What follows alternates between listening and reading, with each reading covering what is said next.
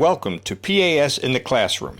The idea of balance is practicing to develop equally in areas that are critical to becoming a solid musical drummer. My three balance areas are facility, musicality, and originality. Speaking about balance, it's important to balance our purposeful practice with our purposeful play. This is a time during our practice session to explore different ways of playing in a risk-free, non-judgmental way when we purposefully stretch our own individuality and drumming voice.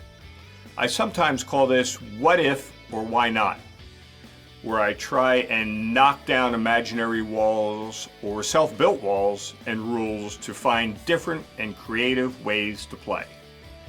And that has been today's lesson from the PAS classroom.